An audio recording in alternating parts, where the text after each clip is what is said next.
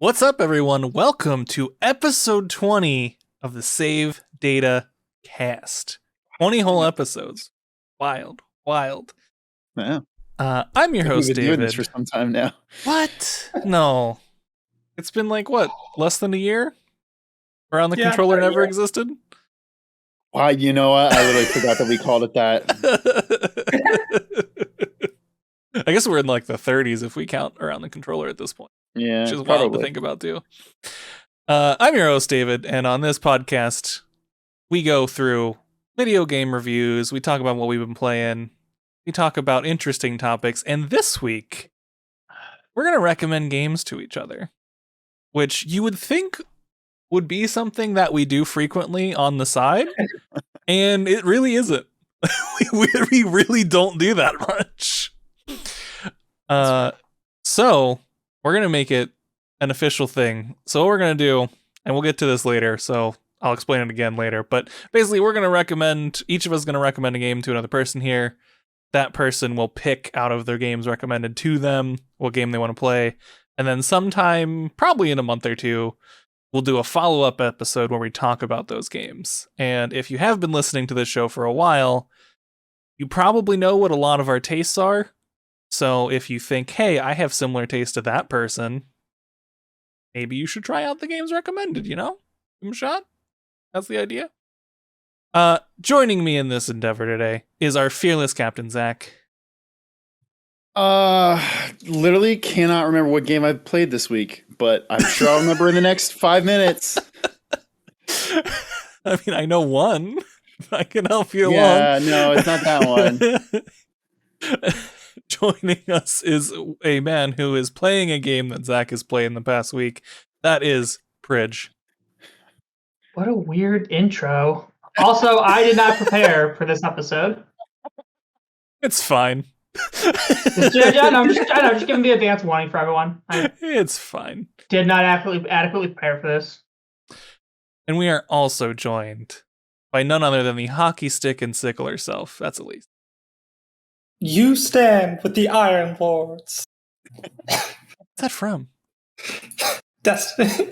Oh, okay. Iron Banner this week. I was like, that sounds like a thing that would have been said in a game I played, but I guess it's not. Sibylla, thank you for that reminder. Can you do that, Zach? Making the post in the Discord? Yeah. Oh, I'm doing it right now. Okay, cool. Thank you. So I was like, oh shit, he didn't do that. Let me take care of that real quick. My bad. You're good. With that, ongoing segment, Fantasy Critic update. We were talking about this a little bit before the show, but we're into hot season of games release. Ton of stuff coming out. And at this point, most of our picks are locked in, but we got some nice score updates to go through. One person who didn't have a pick locked in was Zach here. So, Zach dropped Advance Wars because that got delayed. Sad face. I wanted to play that, so I am sad at that one. And picked up Mario Party Superstars with all of his remaining money. This will come into play in a second. Mario Party Superstars. So fucking tilted. Doing pretty good, though. Tilted. In terms of game releases and scores, let's see. I think Guardians of the Galaxy came out since last time, I believe. Sure did. That's sitting on Pridge's team, Polite Cat LLC, at an 82, giving Prij 12 points. You'll hear a little bit more about that game in a little bit. For me, Call of Duty Vanguard came out within the past 12 hours. That's sitting at an 80, giving me a sweet 10 points. And Forza Horizon 5, not officially released. I think it's early access or something for a couple days before it releases to everyone, which is weird, but whatever. Sitting at a 92. Sitting at a 92 highest scoring game so far, and it has 90 reviews on OpenCritic. So I'm pretty happy about that. Yeah, I'm shocked. I'm not. It always gets a 90. Yeah, you're not wrong. It's just the thing of wow, yeah, fucking got us on that one. That's so many points. That's so many points. 24 points, I think. Yes. Oh, yeah. I'm pretty stoked for that one. Yeah. Let's see. I thought Chris had something come out. Oh, Shin Megami Tensei 5. I don't think that's officially out yet. It's not, but review. No, I think it comes They out. have a weird review embargo. It comes out, I think, in a week. Next Friday? Yeah, it comes out the 12th, so next Friday. Reviews are up for most people. Like, I think they're up for normal press, but like influencer embargo isn't up for a while or some shit like that. They have a weird system going on, but right now sitting at an 86. So looking to give Chris a good like 15 plus points. Not bad. I'm surprised because I heard some previews. They did like a preview of the first like couple hours of that game, and a lot of people were not enjoying it because SMT is hard. And I mean, look, it's an SMT game. The first couple hours of it. yeah, I mean Don't it's a really go for JRPG much. too, so like the first couple hours are always not going to be that great. Yeah. Let's see. Age of Empires 4 also came out for Elise in at 84, sweet 14 points, and Mario Party Superstars for Zach sitting at a 79, giving Zach 9 points. I think that's it. Yeah. Yeah, I think that's it. So lots of points hopping around. I still have like 6 games coming out in the next like month. I don't like thinking about the calendar. I'm like, there's no way that 6 games of consequence are coming out before the end of the year. But looking at your list, I'm like, oh no, those are the 6 games of consequence that come out before the end of the year. Got all of them, baby. Got Pretty all much. of them. Pretty much. Halo, Solar Ash, Final Fantasy 14 expansion, Pokemon Diamond Pearl remakes, Battlefield. Got them all. Well, I'm worried about Battlefield. Yeah, but the other ones are going to get you enough points. Other ones. I think you're going to be okay. I think I got this. You're at least getting second place. That's for sure. Yeah. I think I got first place. Just personally. I do too. You most likely win. Yeah. Play the long game this year, right? I played the short game and look where it got me. Zach, you might have played the short game, but what other games you been playing? That is the question. I was busy. Come back to me actually if you can. How dare you? I will get this. I will get this. How dare you? What did I play? Prij, what have you been playing?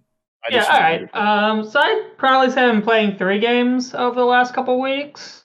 Been playing a lot of Tales of Berseria because I finally got around to playing it. It's a Tales game. Plays exactly like Zestiria, minus the amortization mechanic. But other than that, it's the exact same game. So I mean, it's fun. I love the Tales combat system, so I'm pretty much always going to have fun playing Tales games usually. So I'm enjoying myself. Pacing is pretty bad. Especially, there are some very bad pacing issues in the middle of the game. But I really like the characters and I like the combat, even though it's not as good as the more traditional combat from Abyss, Symphonia, and Vesperia. It's still fun enough. Yeah, I would agree. I've also Hitman 2 was the PlayStation Plus game like last month or 2 months ago, and like just last week I played a mission, and like before this I played another mission. So I played like 2 or 3 missions of Hitman 2. Honestly, pretty fun. It is a good game. I had never played a Hitman game before, so I really had no idea how these games actually played. But they're actually pretty cool. Every level is very sandboxy in the amount of ways you can like explore different ways to assassinate people. They help guide you through some specific ways, but you can honestly just sort of like run around for a really long time before you find something cool. I just killed someone by stealing a mascot's costume and then going to meet her with blackmail information. And when she told her guards to step away so she could talk to me, I just strangled her, and I just strangled her in a mascot costume and then walked away. It was pretty funny. Wired someone in a flamingo costume. That's amazing. It was pretty satisfying.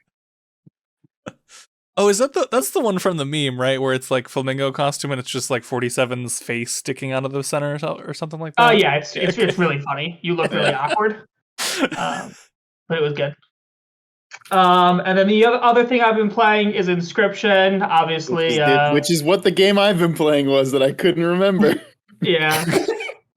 Again, Zach, Jason, and I streamed a chunk of it a couple weeks ago. I just finally finished Act 1 of the game. It's a crazy good game. It is an absolute blast in the game where I really don't know what to expect next, and there's some very meta stuff going on. But it's the best game I've played this year that I absolutely cannot talk about at all on this show. It fucking sucks because all I want to do is talk about this game and gush about how much I think this game is cool and smart and interesting.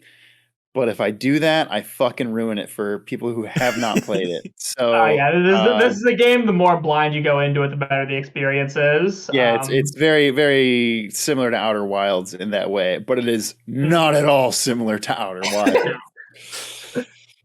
So it's been a ton of fun. Glad I finally was able to complete Act 1 today and get a little bit into the next segment of the game. Mm-hmm. And Mackie in the chat says, I definitely want Inscryption to come to Switch. I do have to say there is a part of the game which I do not know how they could translate it to consoles. Oh, I know what you're talking about. They could. It just wouldn't be nearly as interesting. Yeah. I'm curious. There is a game. I know me and you talked about this, Zach. There's a game that has similar mechanics in it that recently got ported to consoles. And I kind of want to play that version just to see how they dealt with that mechanic. Interesting. We'll talk about that game later.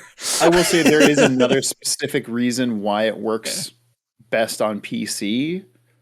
That is very much tied to like the meta narrative of the game, but that again I can't talk about it because it's the whole thing of the game is what the fuck is this game? The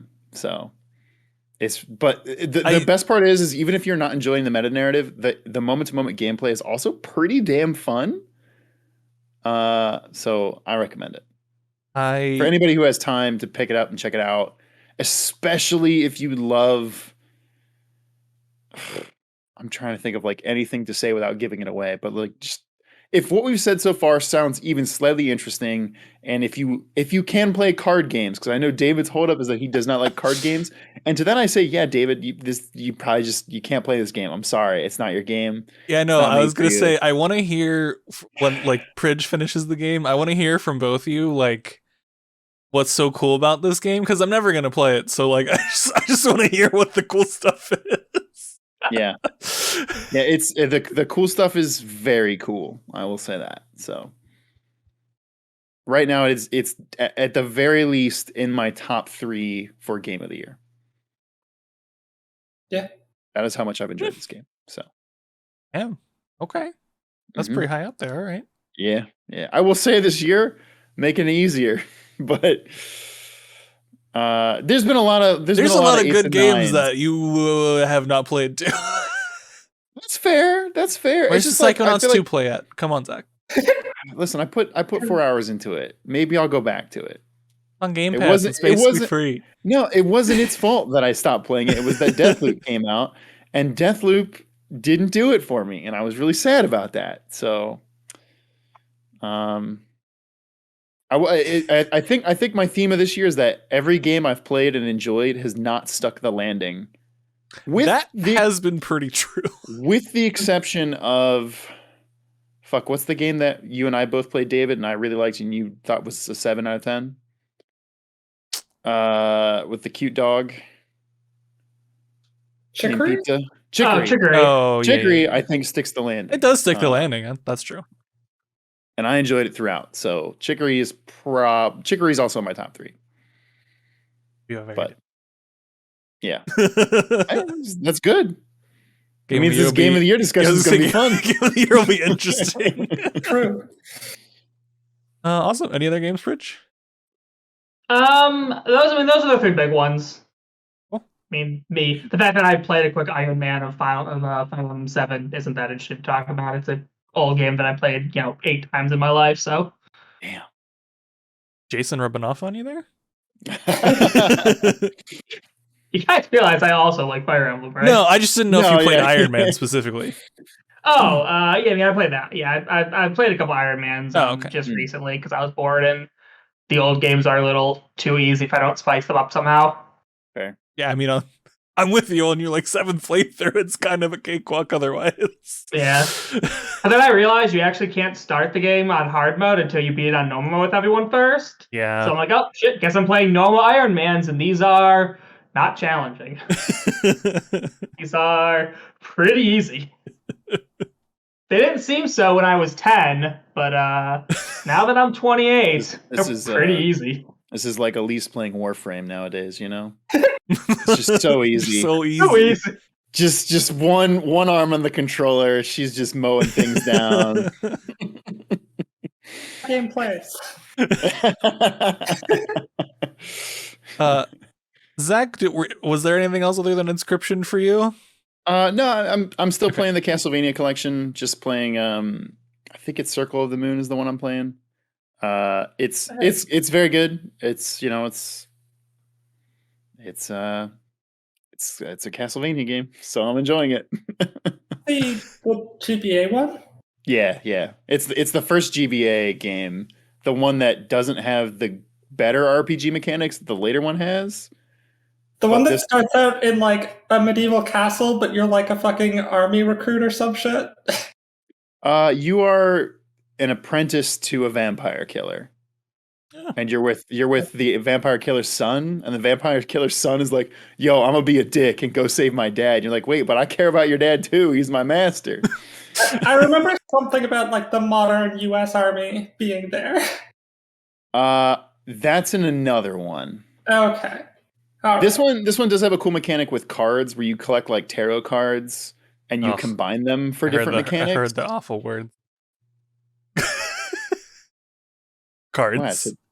Oh, I was like, you made me think like, wait, did I say tarot wrong? I didn't say tarot. The forbidden word. No, but it has some cool stuff where it's like, oh, if you combine the Mars card with the Salamander card, then your whip becomes a flaming sword. Or it's like, oh, if you combine this card with this card, then your defense increases by a percentage related to the percentage of the map that you've uncovered. It just does some cool stuff. That's not so bad. I can accept those cards. Yeah, that's fine. There's only 24 in the whole game, David. Oh, that's fine. That's fine. And you're only using 2 of them at a time. So it's not like it's a card game. It's exactly. It's a Castlevania game that has cards. Okay, I'll accept it. And no roguelike elements, David. I mean, those are the 2 things that I hate. So It's so funny. And quick tangent. I came to an understanding basically today, as to why I dislike those types of games so much. I was watching a video that someone at work posted in like a general Slack channel, and it was basically the difference, like splitting gamers into 2 separate categories: people who like to hone a skill and people who like to like be inventive and play around. I am very much the inventive play around person, which is why I don't really like to play like Dark Souls games, because you just do the same thing over and over again. Roguelikes, because you hone a skill and do the same thing over in practice. Card games, I strongly disagree with that practice. Impression of roguelikes. I mean, they're about mastering the game. Yeah, but you play different strategies each run. Typically, in good roguelikes. I mean, yes, but there still is the mastery of understanding like everything, how the rooms are laid out, how all the enemies work, how your different power-ups, upgrades affect those enemies for the roguelites, different like which things to carry over. There's a lot of just like skill honing, and then also randomness, which I hate. But that's separate from Was this the Core Gaming video from like a month ago? Core Gaming, great channel about like fighting games. Yeah, it was mostly about fighting games, but it makes sense in terms of other games to a degree. It's not like blanket apply it to everything. Yeah, of course. Yeah. Enough about that. Elise, what you been playing? Oh God, I've been playing. I played 37 games. I've been playing Destiny. I've talked about Destiny enough here. Let's see. Played bit of Genshin Impact. Just pulled on the Hutao banner. I got her twice. I got everyone on that banner twice. So that was pretty nice. Nice. And then played a little bit of that just to level them up a little bit. Played Kingdom Hearts 2 again. All the way through. Took about final Save the team's best game of the year, or best game of all time. Don't remind me. Put some respect on his name, man. Listen, I wasn't there for this. I'm just enjoying this joke. I wish you were there so it wouldn't have happened. If I was there, the top 8 would have looked entirely different. That's fine. It is the best game of all time, though. I finished the game in about 12 hours. I've been grinding out like levels and everything, so I can do the super bosses, Sephiroth, the data organization, and maybe I'll finally do Lingering Will, which I've never done legit. There's a cheese method where you literally just jump to one attack, fall, and you can loop his stagger. But so I've done that, but I definitely never did that fight because I don't know what that is. One of the hardest fights in video games. Like not even just Lingering Will is a pretty hilarious boss fight to watch people play. It requires a lot of. It does require basic a lot of pixel perfect perfection to beat, especially on harder. Yeah, I do. If it's harder than Sephiroth, and I do remember how ridiculous Sephiroth is. Super boss. Yes, which is ridiculous. You have to have the ability that makes it so if you were about to die, you just go to 1 HP instead, which I feel like are like near required unless you're like speedrunner quality. Second chance is so there's 2 abilities in the game. One of them makes it when you take a big hit, you go down to 1 HP instead of dying, and the other one makes it so when you take a combo, you go down to 1 HP instead of dying. What's that? I messed up the video there for a second. I forgot I wasn't in hotkeys. I forgot I wasn't in studio mode. I went to be like, oh, because I saw Baron, thank you for the 300 bits. I saw the alert didn't play, and I was like, oh, I don't have the alert enabled. I should add that. And I clicked somewhere I shouldn't have. It went to the pause screen, then it went to the 3-person screen, then it went back to this screen, but all our socials were wrong. I had the transition, but it's wrong. Yeah. Because I never updated it. I forgot it was still on. So there was 1 second of the Wii Shop music. That's amazing.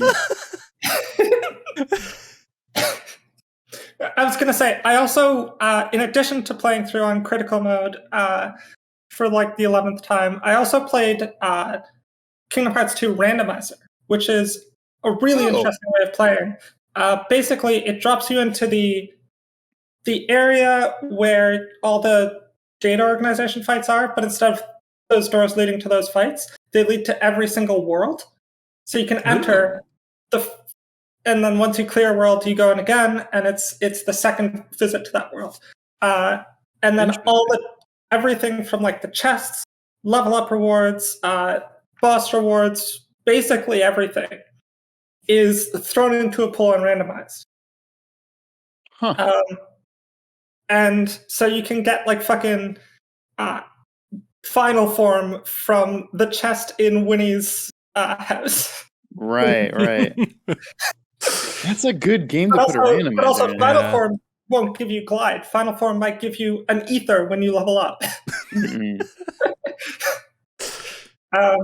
Which is, it's a really, really interesting way to play. It's a lot of fun.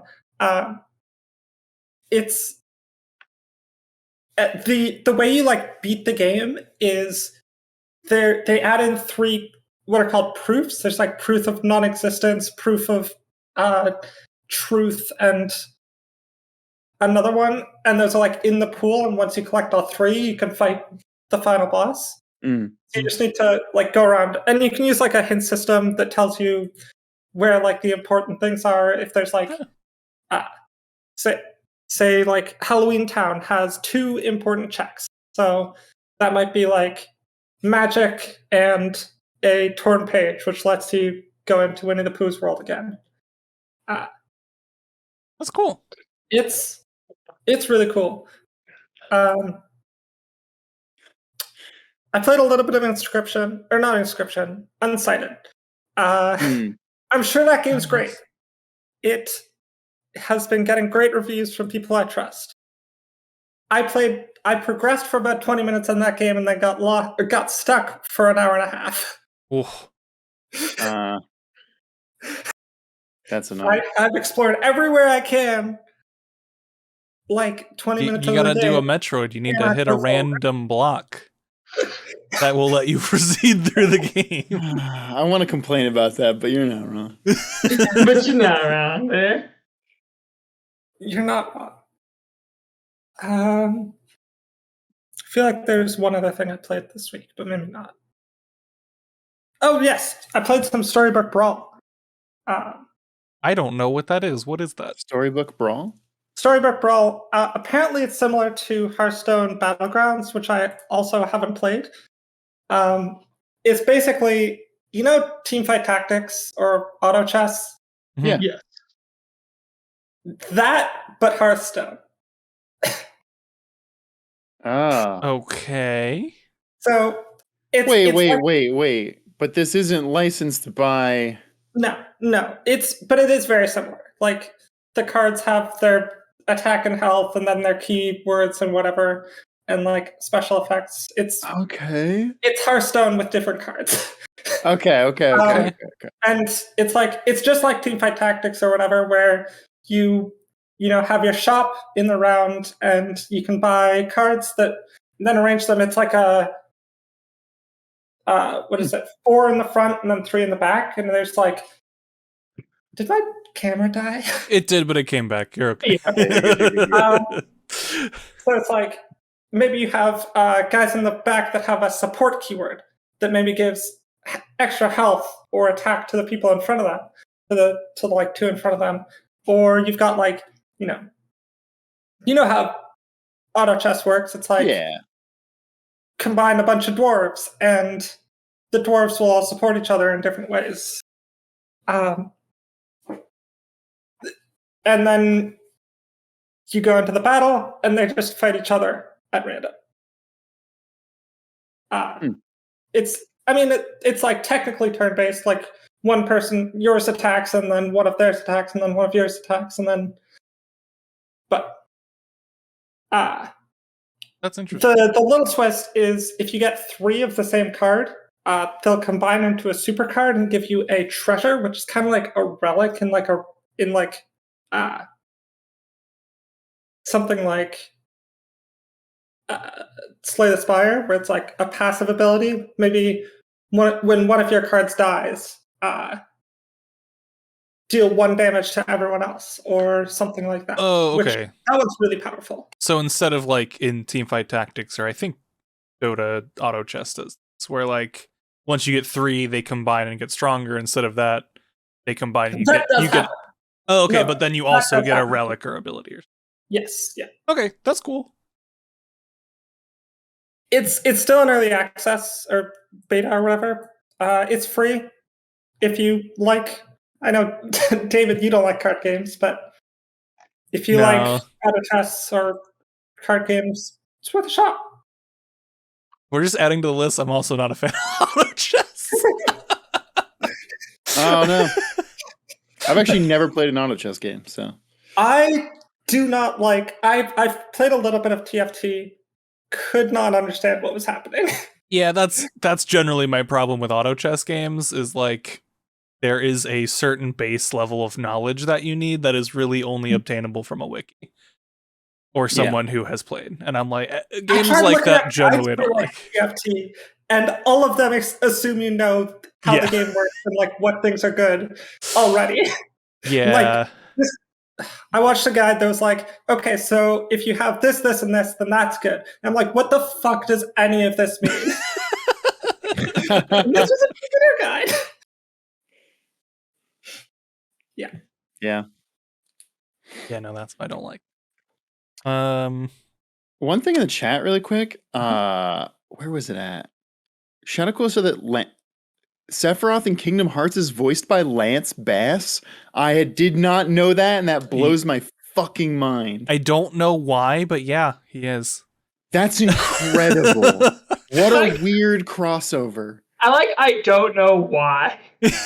Like, I truly do not understand why. He's not really important for the base game that much. Like, he talks a little bit. No, not at all. Not at all. He's mainly there for the bonus stuff, and they're just like, hey, you know what? This has a Disney name attached. Let's get Lance Bass. Fucking Lance Bass. Member of NSYNC. What? Why?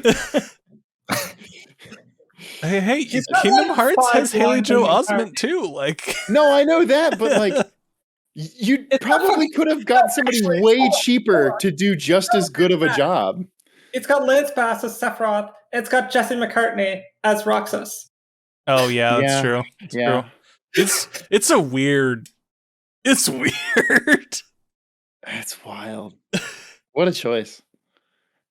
Moving on to what I played real quick. I won't take too long. I went back and played, because it was spooky month, Batman Arkham Asylum for the first. Oh. The original Asylum.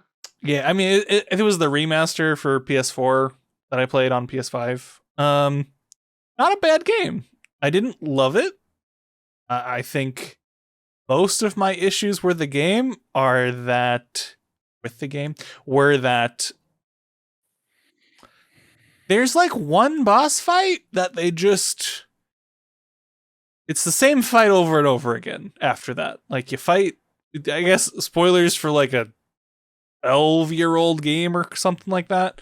There are these, like, what are they called? Titans? Basically big old buff dudes that are beefed up with a serum, and that fight just happens over and over again and is most of the boss fights. Like, Bane is that.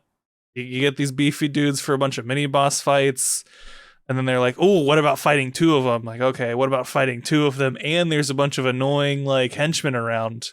Okay, you fight Joker, guess what? He's also Bane. Like, yeah, that was a wild choice. It was... That was, like, my main issue with the game, really, was that, like, other than Poison Ivy and sort of Scarecrow, who you beat, but not really, all the rest of the fights are all identical, every single one of them. So by the end of the game, I was like, man, I just want this to be over, because I'm tired of doing this fight. But I felt like a lot of the Riddler stuff was cool. I didn't do all the collectibles, but I thought a lot of that was cool, other than there probably being too many of the collectibles and Riddler things to take pictures of. Oh god, there are so many Riddler trophies in those games. I did a lot of them, but so unnecessary. I probably did 2/3 of them. And like, wow, they were pretty fun. Like, I had a good time doing them. That's why I kept doing them, because like a bunch of them were little puzzles that I enjoyed doing. And had some cool, like, environmental storytelling and stuff involved with them as well. So like, I had a good time. Wasn't my favorite game. Batman also controlled like a tank, which was weird. He's a very chunky boy in that game. Like, he controls like one of them beefcakes, and he is not one of them beefcakes. And yeah, having Mark Hamill come as, I know someone said Mark Hamill for a person in Kingdom Hearts, but Mark Hamill reprising his role as Joker in that game was really nice too. Because like, my only real exposure to Batman was the animated series and Batman Beyond on like Cartoon Network or WB, whatever that was. Those are really my only exposures to Batman and the really bad movies of late. But like, so having him as Joker was like perfect. Wait, you've seen like... Oh, and the Dark Knight trilogy. I was going to say, I was like, surely you've seen the Christopher Nolan Batman movies. I have, but Joker's not really in those, minus the first one. Yeah. And rest in peace, Heath Ledger. The second one. The second one. Or what? You know what I meant. The first one also was kind of not good in my opinion, but whatever. First one is better than the third one. Oh, yeah, for sure. The third one sucks ass. Yeah, I think the first and the third are kind of forgettable, and the second one's... But let's not turn this into a movie podcast. Let's talk about Batman for 40 more minutes. Let's do it. Let's talk about a different David, superhero. Was that crew. the first Arkham game you've played? Yes. Oh, wow. First and only so far. Right. I might go back and play the other ones. Like, I enjoyed it, but I didn't love it. So I mean, City's amazing. yeah, I might give him a shot. I'm kind of on the fence whether I will or not. That's we'll fine. see. Yeah. If you do though, definitely play City. In my opinion, it's the best. Yeah. Mhm. I mean, I got like when I bought it, it was like as a collection on PlayStation, so it's like it was like super cheap. So I have like all 3 of the console ones. I think there were only 3, right? Or was there a 4th one that came later or something? There's a 4th one, but There's it's like a 4 because spin-off that there's you're Asylum, right. it's City, not made Origins, by and Night. Rocksteady. Yeah. Okay. A Origins is different. okay. I don't Yeah. think anyone really liked Night that much. That's kind of what a different superhero game I played was Marvel's Guardians of the Galaxy. Oh yeah. So played that game through all the way. Had a surprisingly good time with it. Like, even with people reviewing it like pretty highly, I was still very skeptical going in. Like, I'm not that a game huge previewed superhero. badly. It That game previewed badly, and like Everyone can agree on and that. I'm not like a huge superhero fan, so like, but I did really like Guardians of the Galaxy, so I was like, okay, you know what, I'll give this a shot. I'll try it out. And honestly, characters, really enjoyed them. Writing, really good. There might have even been too much writing at times. Because like there are sections. 7 out of 10, too much writing. Well, there's sections in the between the chapters where you're on the Milano and your ship, and the characters just keep talking. It's like God of War 2018, where they're all like talking to each other, having stories and stuff, which was really cool. But like they just kept going. And I'm like, I want to start the next mission, but I also want to listen to you, but I don't really know how long this is going to go for. So I'm just going to start the next mission. But I was really shocked how quickly I was just cool with the new crew. Cause like different voices, slightly different characters in a way. Rocket is very much still Rocket. He is not different. And honestly, his voice fit immediately. I was like, okay, yeah, this is Rocket. He looks pretty much the same as in the movie anyway. And I was like, okay, this is Rocket, cool. Groot is Groot, whatever.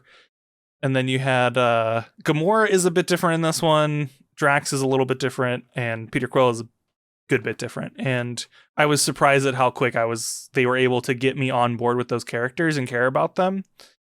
The choices you make in the game are interesting. I don't know if all of them matter, but a lot of them have implications with your relationship with characters. And from what I've heard from other people reviewing the game, it changes sequences and even the ending. Which was really interesting to hear. Like, my ending had a really comical piece because I didn't do a thing I was supposed to do. And that changes it didn't really change the ending of the game so much, just like almost like a post-credit scene of like, oh, you know what, we're going to do our thing now, and then something happens, and I was like, oh, that's because I didn't do X at the beginning of the game. Okay, cool. That's really funny. So I was really impressed, honestly, with what they did. Still not even in my top 5 for Game of the Year or anything, but like, I had a good time with it. It was fun. I don't think I'd recommend picking it up for like $60 for most people. It's not horribly long, and it's not fantastic. I just had a good time with it. What was your total playtime on it? I think it was like 15 hours ish. Oh, okay. No, that's totally. I mean, no, I mean, like, yeah, but like a lot of it is. It's weird because like the combat system feels like a Western role playing game took a bunch of pieces from JRPGs, like specifically Final Fantasy and Tales, with its combat system, but your character Star-Lord, you're not really doing a ton in combat. Like, you are mostly just holding down the trigger for most of it and like running around. Yeah, telling other people to do things. I think there's a bit too many things you can tell other people to do. It looks clunky in the it's a bit clunky. I wouldn't say clunky. It's like every character that you can command has 4 attacks that they can do. Well, I guess You 3 have to hit normal another attacks and button an to open their ultimate. menu. Yeah, and then so it's like, you have to hold. I think it's R1 or L1 to open up. It like slows down combat, opens up a little menu where you can then hit one of the face buttons to select a character, and then that opens another menu that has their 4 abilities, and then you hit another face button to pick which one of the abilities. And it's a bit clunky, especially trying to remember what most of the characters' abilities do. I'm like, because you've got basically 16. You've got 14. Well, you have 4 teammates. They have 16. Then you have 4 of your own, so you technically have 20. And your abilities are on a different button from theirs. Oh my god! So yeah, it gets tedious trying to remember stuff. So I mostly found myself sticking to 1 or 2 abilities for each team member that I would use frequently. Yeah. But I still had a good time. I think it's worth playing. I don't necessarily think it's production wise. It looks great. It played really well, other than some of the combat things. It just didn't. It didn't feel like a great game, which is why I'm like, don't necessarily spend $60 on it. It was for me, it was like a 7 out of 10, but I was expecting like a 5 out of 10. So like it was above expectations. Fair. And then the last game I didn't play a ton of was Age of Empires 4. Went into that a little bit using Game Pass. I played some of the story missions for I guess for color. Like I'm not an Age of Empires person. I played like Red Alert, StarCraft, Warcraft. That was most of my RTS stuff. Didn't really do Age of Empires. So I'm probably not going to jump into multiplayer. Played a bit of the single player, and the missions are honestly at the beginning too long, and they take you too long to give you things. So like I'm hours in, and I still don't even really have siege engines and a few other things. So I fell off of it. I don't think I'm going to keep playing it. Just because the main campaign was too slow. They have some cool historical stuff, like they're using real historical battles. They have cool info on things. So if you're a history buff, this is a game for you. But beyond that, it was a bit. The campaign is just too slow for me. Not feeling. RTS campaigns are a weird thing, you know. Apart from the Blizzard ones, which from what I understand are all pretty great. They're all good, yeah. And the Red Alert ones were all great too. Like Command and Conquer does a great single player campaign. Company Heroes also does a great single player campaign. Age of Empires, at least this one, not feeling it. The old ones are hit or miss on the missions. Some of them are really fun. Some of them are like, ooh, this fucking sucked. It's just slow. It's way too slow at the beginning. Like, give me the cool things, you know? Like, give me the cool units. Give me the cool progression. And they just take too long. So I don't think I'm going to pick it back up. Fair. Moving on. Recommendation time, folk. Yay! So, as a reminder for folks, we are going to recommend games to each other. Each of us is going to pick one of those recommendations to play over the next month or two, probably 2. I imagine we'll do it after. I like this. I like this format. So we each of us pitch to one of us, and then that person picks one of those games. That's fun. And if we've got time, I did tell Chad, if we have time, I'll accept some chat ones. I don't think that's going to happen, realistically, but if we have time, we'll take we only spent 48 minutes talking about what we've been playing. Whatever, man. It was good. It was good. All right.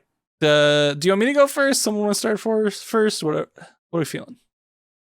I say what we do is we pick one person, and then it's everyone goes in the round telling them what they should play, and then they decide which of those 3 games they're going to play. That's a good one. Who wants to be the guinea? Who wants to be talked at first? Who wants to be talked at? I mean, am I wrong? No, it's just a really funny way of wording it. I mean, we could go in what is it? Clockwise? Top to left. Yeah, clockwise order. Starting with you or me. I'll start with you. We'll start with you. You're the top left. David, I come to pitch you today a game I am shocked you have not played called The Talos Principle. It is a first-person puzzle game in the style of think The Witness. I haven't played that either. Oh, The Witness is really good. If you like puzzle games. Which I don't think you're a huge puzzle game person. I don't They're think very you are. hit or miss. Very hit or miss for me. But let me pitch you why I think this game is gonna rustle your jimmies in a good way. The Talos Principle is the game for me that made me say, hey, in the future, if we as humans invent an artificial intelligence that is actually on the level of human intelligence, that artificial intelligence deserves rights. This game explores so much of what it means to be human. And I think you, as a person who we've recently discussed, actually really likes games dealing with like psychology and like human feelings and existence. I think we're going to say you, who is a human. David, you're a human. So I know I know you care about humans. At least I think you're human. The reason I grew my hair out, gotta cover that zipper in the back, you know? gotta cover that zipper for my lizard person body. That's so good. No, but Talos Principle, like, legitimately does so many cool things about what it means to be human and the way it kind of weaves the story in between the puzzles. They're like, in the beginning, I very much was like, oh, these puzzles are fun. I enjoy them. And then there becomes like a very strong flipping point of like, there's some interesting shit going on here. First five minutes of the game, you're in this like garden and a god voice is talking to you being like, hello, you are my child. This is the garden. I am your god. Everything that is here is yours as long as you do what I tell you to do. Okay, so very Garden of Eden. Alrighty. Yes. And as you're going, you can find little messages that are like, don't trust God, basically. And then it's like, well, shit, what do I do? Listen, I wouldn't need a message for that. It's also part of the reason why I think you like this game. But the game is it's so good. The ending sequence of this game is like, honestly, I think this game is probably my top 20 games of all time. Every time I think about it, I'm like, fuck, it's so good. Okay. But I don't want to stay anymore because we can't spend too long on this segment if we're going to have to describe 12 games. Okay. Remember, I didn't prepare anything, so it won't be 12. Oh, that's true. I mean, I can second the Talos Principle. I can second Talos Principle as an incredibly good puzzle game. Yeah. I tried to play The Witness and didn't like it it's a better game than The Witness. It's a better game than The Witness. Yeah, I tried The Witness and honestly just didn't like it. Mm-hmm. If you like the Talos Principle, play The Witness, but I think the Talos Principle is the better game. Yeah, it's significantly better. Mm-hmm. Talos Principle is an incredibly cool game. Very good ending. You can spend a lot of time on it, but there's a lot of optional puzzles that you don't have to do, so you don't have to drown in it if you don't want to. But yeah, I can definitely second that game as a very fun puzzle game, both in puzzle solving and story-wise. Yeah. Zach, remember everything you just said about AI and a game a game that makes you interrogate what it is to be human and android rights and everything like that. Uh-huh. The game become human. No. But okay, you can see that was what you were saying. It's Silicon Dreams. Oh, you mentioned this game for David. I don't know what this game is. So I've only played a little bit of this game. But can you say the name again? Silicon Dreams. Oh, okay. Okay. How do you feel, David, about Blade Runner? How would you like to be the Voight-Kampff machine? I don't remember what that is. Wait. I'm looking at a game called Silicon Dreams from 1986? Oh, no, this is from this year. Oh, okay. Thank God. Thank God. I was like, Elise, you can't be recommending this game. Is it a remake? I don't think so. I'm sure it's a good name, so Yeah, but like trademarks and shit exist. So Yeah. Yeah, but 1983. that's true. Basically, what this game is you are interrogating subjects Oh boy. to see whether or not they are androids. Oh, this kicks ass. Okay. However, your bosses don't actually care about whether they're androids. What they're using you, the interrogator model android, as basically a punishment / deterrent for, or like a truth detector machine for dissidents, for whatever. They don't care about what you write in the report. They want you to find something, some dirt on whoever, say that they're androids, say that they're malfunctioning because they don't want them around.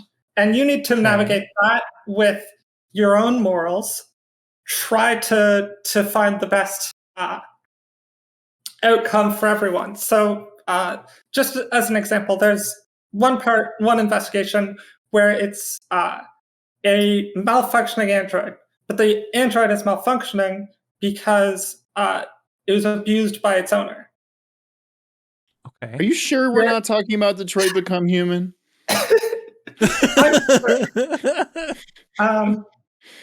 This is it's better because David Cage didn't write it. Yeah, no. Honestly, I'm looking up video of this game right now. It looks cool as fuck. Yeah, I've only played like the first investigation. It's actually a short game. It's only about 5 hours. So. Oh, I can play this on stream. Yeah. Comes content now. It's like a life game. I don't know. It's like Papers, Please meets fucking Shadowpunk or whatever. Literally, as you were describing the game, I was like, "This sounds like some Paper Please shit." Yeah, I was thinking the same thing. Yeah. It is some Papers, Please shit. That'd be such a good like review on the back of a box of a game. This is some Papers, Please. This is some definite Papers, Please shit. This is some Papers, Please shit, and I'm here for it. Quote IGN. Damn. Okay. These are both good games. I honestly like coming into this. I was like, "No, I've got this. This is in the bag." Yeah, that game sounds fucking cool. That the Elise game, Silicon Dreams, also does sound cool. That game bangs. Talos Principle's great. Those both. Now, Prij, did you come up with a JRPG in time? Just name a JRPG that David hasn't played, and he'll probably be like, "Yeah, I'll play it." I mean, I feel like David's played a lot of the JRPGs I've played. This is I'd be surprised. And I mean, I can recommend getting Xenoblade Chronicles X because no one has a Wii U. That's true. No. Like, I'd recommend that game for everyone, but I don't want to. But no one has a Wii U, so they can't do anything about it. It's really wild they haven't ported that, huh? Yeah. Yeah, it is. It's a really good game. We're just like, I'd play it again. Nintendo fucking port it. It's an insanely good game. It's better than the two more popular Xenoblade Chronicles games. Nintendo doesn't agree with you, although they have plenty of good things that aren't playable on the Switch. But all right, fuck. This is tough. Hey, play Night in the Woods. Everyone should play Night in the Woods. There we go. Yeah. No. That's my suggestion to everyone at all times. I've followed the creator of that on Twitter for like years, and I still haven't played the game. Oh no. Yeah, I like Scott Benson a lot. I played your other favorite Prij Short Hike earlier this year. I've never played that game. Wait, I thought you fucking loved that game. Am I thinking of Chris? No. Maybe. I think that was Chris. I don't even think it's Chris. I don't think Man, any of us did I just imagine that? Yeah, no, none of us. I don't think have played a Short Hike. I just imagined I wanted to play it. Well, yeah, I haven't played it either. I changed my recommendation for someone later. Real quick, and Mackie in the chat does say Severed as a game. I fucking love Severed. Is that the? It's by Drinkbox. Yeah, that's the touchscreen one, right? Where you cut stuff. Yeah, okay. My roommate played that. bit, but Great on Vita. yeah, I don't have a Vita. It's a very dead console. But Oh man, you know what? I guarantee it's on smartphones too. So Is it? it has to be. I guarantee they ported that game to smartphones. Vita, If they Wii didn't, U, they're missing out. 3DS, Switch. It's on Switch. Oh shit. Yeah, they did put it. Switch has a touchscreen. 2017. Right? So Yeah, it was Switch like, is good. I'd It's never like use more it, so I never remember if the screen's actually touchable. I have to use it because when I'm on the menu screen on my Switch, it just automatically drifts to the right every time. It's when I get into the games, it's fine. The Switch is a bad hardware. Whatever. I never played in handheld anymore. Oh man, I think I'm gonna pick Silicon Dreams. Damn. That's just game just sounds fucking cool. Yeah, it does. That sounds really cool. I need to try that. That thing sounds freaking dope. Sevilla donation goal, get Zach new Joy-Con. I have 2 pairs and they're both drifting to hell. So That's why I just play with the Pro controller, never an issue. Never have that problem. Well, I always plays in handheld though, so yeah, that's true. it's not really an option. Right, Zach. Ooh. Your turn to be I'm forced to play a game. God, I'm gonna be so bad about this. I'm probably gonna be like, okay, what's the runtime? Give me the shortest one. Okay, I'll play that. Elise, you want to start or you want me to? sure, I'll start. Oh boy. Zach, have you played Thomas Was Alone? I have. Ah, dang. It's I was good, right. it's good. Okay. Elise asked, and I'm like, I'm pretty It's sure. good, it's good. Wait, Thomas is Alone is the Mike Bithell game, right? Mhm. Yeah, I played it in the 13 best games made by one person. Oh, shit. Oh, that's right. Ah, dang. My other one was Into the Breach, but you played that I too. have also played that. Yeah, that game kicks ass. It does kick ass. It does kick ass. I knew you'd like it. Yeah, I love that game so much, and it's a roguelike. Hell yeah! Does this All mean right. I just auto win now? David, I go don't ahead. know. I don't know. All right, so I promise this isn't a meme, all right? Oh, what the fuck are you Shadow gonna say? tactics. No. Zach, I think you should play Beyond Good and Evil. Oh, And let me tell you why. So, Zach. I feel like I've heard you talk about it enough. I know why I should play it. Yeah, but I don't always talk about the mechanics and stuff. But, like, That's fair. Zach, listen. You're a big fan of Legend of Zelda, right? Made a whole video series about the music in the series. Yeah, Very we don't talk successful about on that very YouTube. much. Very successful series. Really jump-started the Yeah. channel so that we could then transition to Ace Attorney. Don't joke about that. Just because I'm right. But listen, Beyond Good and Evil is very much a Zelda-like Mhm. in many ways. So Mhm. you play Jade, a reporter, which doesn't sound anything like Link, Hero of Time. However, many of the things here are the same. Your world has been usurped by an outside force, and except it's not Ganon, it's a different outside force. You've got combat abilities, you have a staff instead of a sword, and the combat is leagues better than pretty much every Zelda game before Breath of the Wild, maybe even including Breath of the Wild, which is kind of sad because it's a PS2 era game. You've got dungeons out the butt. Well, not out the butt. You got like 5 dungeons, but they're large dungeons that have lots of different pieces to them. You got like a co-op AI that isn't stupid and just does what you tell them to do. You've got stealth mechanics that are actually pretty good. Like it's a pretty decent stealth game. Let me ask you this: what are the bad parts of this game? The camera.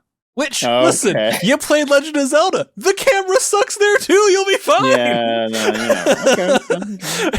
Also, important follow-up question: what is the best platform to play this on that is accessible to me? You can play it on PC. Is there a console I can play it on? I mean, you can just use a controller on the PC one. No, but I don't want to sit. I sit Oh, at this okay. chair I all understand, I day. understand. All I want to do when I play games is not be at this desk. I very much feel that. I get that. Oh, man. Is it on PlayStation 5? Can I get it on PlayStation 5? Hang on, I need to. I don't think so. Let me check. Or on Switch. It's definitely not on Switch. Let's see. Thanks, Ubisoft. Thanks, Ubisoft. Shadowquill says, "Want to see Zach play a rhythm game?" I fucking love rhythm games. Yeah, rhythm games are I'm good at rhythm games. It's on Xbox 360.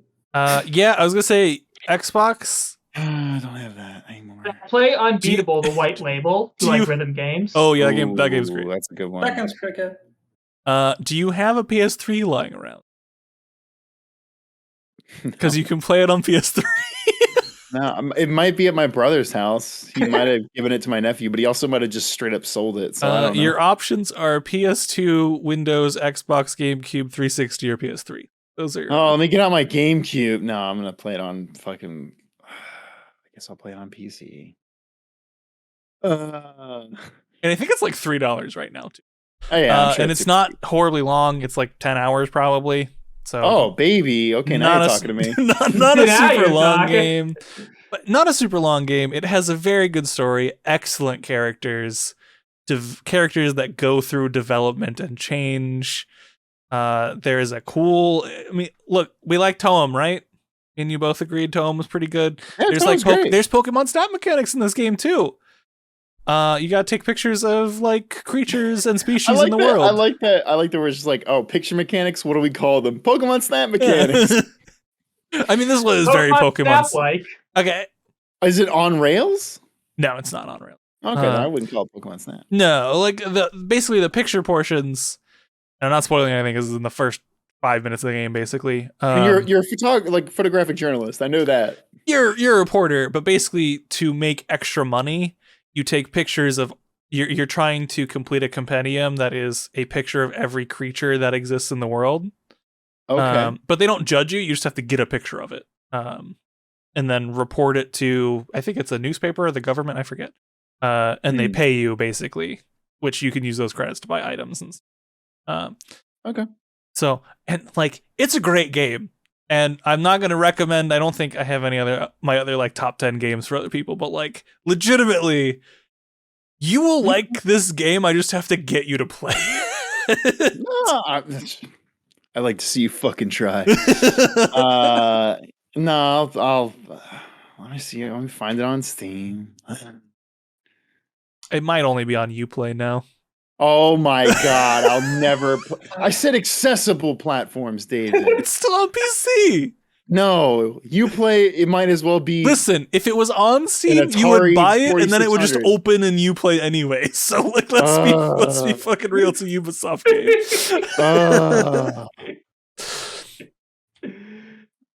Man, I literally started typing in Beyond. Oh no, it's on Switch or on Steam. It's $9.99. Oh, okay. I think it's $3 through directly Uplay if you want it right now. I would rather have it on Steam than have to download Uplay and You're play still this gonna game. have to download Uplay. Are you? Oh, Ubisoft! Ubisoft again! Oh, damn you, Ubisoft! It's like Ubisoft, EA, they all do this shit. They fucking got me. Reliant K fan of the chat says more like poo play. Yeah, you fucking got him, Reliant K fan. Hey. I did want to say I typed in Beyond, and the first game that came up was Beyond Two Souls, which is still going for $40 on Steam. They just never updated that price. Get the fuck out of here! I'm not paying $40 for the worst game by a bad studio. Oh. Anyways, Elise and Prij, did you come up with another game? Zach, do you want to play a tactics game that I have 100+ hours in? Maybe. Depends. You should play Troubleshooters, Abandoned Children. That tactics game that me and Jason got really into for like 2 straight months and played a shit ton of. I hate just because it's a really good tactics game. Troubleshooters, Abandoned Children. Yeah. Is there any like fun special mechanics that set it apart from other tactics? I mean, it's very XCOM like. Okay. You have individual units, individual classes. There's a limited job system that once you reach a certain level in a base class, you have 2 choices for an upgraded class and multiple skill pages you can build with them. Is there a cool story behind it? So here's the thing: the game's not done yet. Like they keep releasing content. There is a background story to this game, but it's super not dived into yet. Most of what you get and what's available is just gang wars and you trying to stop gang wars. Gotcha. There is definitely an underlying story, but they haven't gotten that far yet besides teasing it. Okay. It looks cool. Again, I have to joke. It blows my mind with as much as Jason is so openly anti-anime, every fucking game he likes is anime as shit. Yeah, yes, no, this game was hilarious and super anime. It was very funny. I just love that he hates Final Fantasy for that. But this is unfortunately a really good tactics game, so his love of tactics overrid his disdain of anime. It's just every game he likes is anime. He's just like, oh, I can overlook it because I like the gameplay. And I'm like, yeah, but like at a certain point, you can't use anime as a knock on other games. He used it for like Final Fantasy Tactics a few weeks ago. He's like, oh, Final Fantasy's too anime. And I'm like, you play waifu simulators. That's what Fire Emblem is. Final Fantasy Tactics is set in like such a weird, different offshoot of like the Final Fantasy universe. Yeah, Tactics is probably the least anime Final Fantasy out there. Agreed. If we're being entirely honest. Yeah.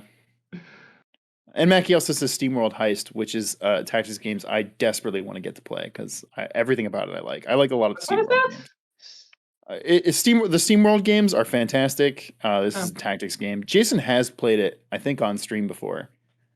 It's a 2D shooter. Oh, huh. It's a side scroller tactics game, which is interesting. Yeah. Oh, Sorry, okay. when I said 2D, I meant side scrolling. Yeah. Yeah. And like you can like bounce your bullets around walls to like hit enemies that are hiding behind cover. It does some cool stuff. Yeah. Oh, also play that game Sabilla mentioned to us, Monster Sanctuary. That's a fucking RPG Metroidvania Pokemon combo. Oh, what?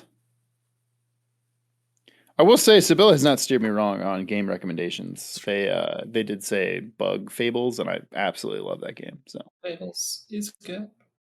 Okay. If I have to commit to one of these, Elise, did you come up with one real quick before? Can I steal Chris's because he's not here? Oh yeah, go please. for it. Absolutely, still Chris's. I don't even Can remember I what it was. sell you on Titanfall 2? Oh, that's right. Oh, I do need to play Titanfall 2. Do you need to play Titanfall? You like short games, Zach? Yeah, I do. Yeah, the campaign is only like 5 hours. It's true. You like appealing right to my baser instincts. You like short games. Damn, the worst part is I'm like, yes, yeah, short game. Finish it like in 2 sittings. Between a boy and his bot. Oh, I do. Sure do. Do you like fast-paced action first-person shooters? I'm pretty sure I own Titanfall 2 is the problem. Well, that makes it even easier. Then we don't even gotta think about this it. might be brutal. This might be brutal. Oh, did that just take it? You like just brutalized us with, oh, it's 5 hours. Do you like the best level design in single-player shooter history? Probably. I mean, I do like good level design. With interesting mechanics at every turn that never overstay their welcome. Like that's which what you're getting is easier because it's only 5 hours. I will say Titanfall 2 out of all these games scored the highest on Save Data's best games of all time. I believe it was in the final 4. So was it? Oh yeah, I think it was. It was, which Listen, was the other two weren't even in there. Overstated. It might be Titanfall 2. It might be Titanfall 2. At least you won just with it's 5 hours. That's all you need to say. It's a game that I really need to play, and I think I would enjoy because I like a lot of what's the studio's names? Respawn's games. So yeah. Listen, I'd say I won't be mad if you pick Titanfall 2, but I will be mad if you pick Titanfall 2. How about this? I'll commit to Titanfall 2 and I'll try to get to Beyond Good and Evil. You won't. That's fine. Yeah. Will I even get to play Titanfall 2? I don't know. I think it's on Game Pass too. Like, there's literally like no excuse. It is because you have Game Pass. You have Game Pass Ultimate, don't you? I don't. Oh, okay. Never I mind. just have regular I Game was gonna say, Pass. if you have Ultimate, you definitely get EA Play, and But it's if I could- definitely an but if EA I could Play. play it on PS5. Oh, I would never want to play that with that controller. Gagging with Yeah, a spoon. whatever. Alright, well, I should warn you. oh no. At least like a month ago, there was some Oh, sort of yeah. around with Titanfall 2 Yeah. where if it It connected to the hacks your servers. computer. Yeah. So I would say either don't be online or just pirate it. Like you own it. It's not bad to pirate it. And Okay, you're right. You're right. You're actually right. I was going to say, at least I'm not going to pirate a game that I actually want to support the developers on. But you're right. I do actually own it already. So I was saying you could buy it and then use a pirated copy just so it doesn't connect to the internet. I don't know if they fixed that, but they have kind of abandoned Titanfall 2. So yeah. Also, maybe a good reason. Would that affect playing the single player offline though? I'm sure there are ways to make a program not be able to connect to the internet. Like there are. I think when it starts up, it has to ask, and you can basically tell it no, you can't connect to them. Yeah. But yet, it won't affect the single player. It's just Prij. There's like a really bad exploit where people can like get connections to your computer. Yeah. Okay, gotcha, it's bad. It's a security issue. Yeah, as well. it's a security thing. It's not made like a huge waves, and Respawn's response to it was not great. Yeah, they were just kind of like, oh, whatever. Pretty much, yeah. They're like, hey, listen, we don't support game. this game anymore. It's 5 years old. Like, what? Excuse me? Yeah. All right, Titanfall 2, my dreams crushed. Sorry. No, it's okay. As soon as I saw I'm not Chris, saying I won't as soon as play I saw Chris put that in like our Slack channel, I was like, oh yeah, Zach's gonna pick it. I resigned myself to the fate already. All right, time to suggest a game for Elise to play. I guess Elise, just play Night in the Woods. You literally said you want to play it. It was created by a socialist. There's huge communist messages throughout the game. It's a really good story. Damn. Just play Night in the Woods, dude. Damn, that's a good. That's what a pitch. I was gonna pick a game that you told me you want to play. And now you just play it. I do feel bad because really this is Prij likes this game so much that he has a character tattooed on his body. Accurate. And I don't believe that anybody else in Save Data has played this game, which is unfortunate. It's been on my list too, and I haven't played. So I feel. Was it like one of the guys who made it a shithead, or am I thinking of a different studio? It was made by 3 people. One turned out to be the guy behind the music, pretty much only. Which sucks because the soundtrack's amazing. But he pretty much only did the music. He wasn't behind any of the story writing. That's good. He was emotionally abusive and unfortunately ended up killing himself. Oh God, I didn't hear that part. Okay, well, yeah, it's a very, very sad story. Damn. Yeah. Damn. It's well, to follow that up, Elise, I'm gonna give you a joke one and a real one. All right. Joke one. Now, Elise, I know you love Sonic and All Stars Racing Transform, right? Great kart racer, right? Oh my God. I know how much you love that game. There is a character in that game who's also in a JRPG named Vice. So, Elise, you should play Sky Star. Oh, you fuck. You fuck. David, so are all of your games just games that you love? No, that was a joke. I was being okay. The game I actually think you should play, Elise, is actually, it's a pretty janky game, but I think you would really enjoy it. It's Vampire the Masquerade Bloodlines. Wait, you have played that? Yeah. A long time ago, in like 2016 or 17 or something. Oh, damn. Well, I don't think I quite finished it, but I got pretty close. Well, damn.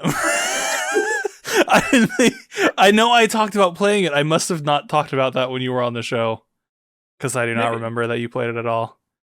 Damn. Like I Okay. said, it's been a while. So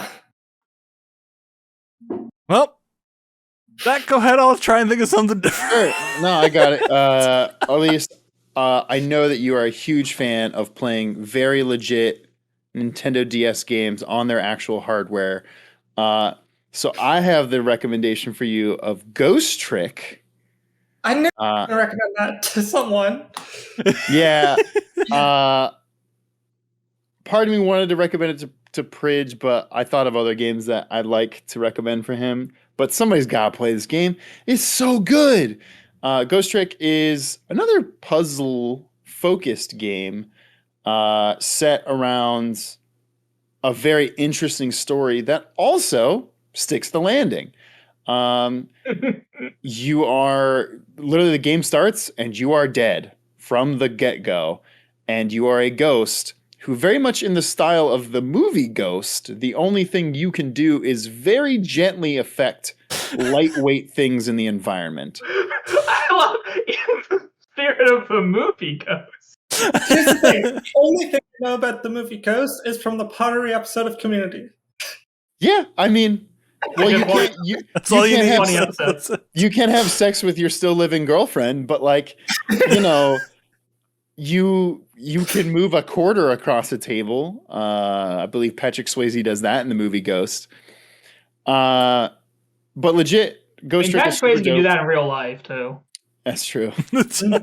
Still, but no, it's like you start, you're a ghost. You're like a spirit hovering over your dead body, what is presumably your dead body, and then a woman is like held up at gunpoint from another man, and it's like, I guess I should save her. And then you do that. You affect the environment to save her, and the whole thing becomes just a bunch of Rube Goldberg machines. Every chapter is a Rube Goldberg machine that you must like affect a few tiny things here or there with timing to make it work so that whoever was about to die doesn't die. And then it becomes this greater narrative where you can jump on phone lines and like jump throughout the town. And like, okay, the first mission, you're in this scrapyard. And then it's like, oh, you go to some underwater evil laboratory. And you're like, this is wild. And the characters are so good. It has probably the best dog in video games. And I know that's such a bold statement. But there's a bold statement. There's That's a very bold Pomeranian statement. named Missile. Oh, is Are that you crossed kidding with me? Ace Attorney? Actually, yeah. The maker of Ghost Trick is also the maker of Ace Attorney. Yeah, I knew that. I didn't realize the dog existed in both games. You brought that over? The dog is named That's after cool. their actual real world dog named Missile. That's awesome. Which is cool. This game absolutely rips ass, and also has a very good cat in it. So you know. I do. Are you sure? By the way, are you sure you wanted to use the phrase "rips ass"? Yes, it rips Don't ass. you mean kicks ass? You can rip Nah. that farting. No. You just said this game really farts. Yeah, it lets a big, good, stinky fart out into the world. It's a great game. I love it. The puzzle mixed with the story, mixed with the amazing cast of characters. I definitely, somebody in the chat I saw said that you can play it on iPad.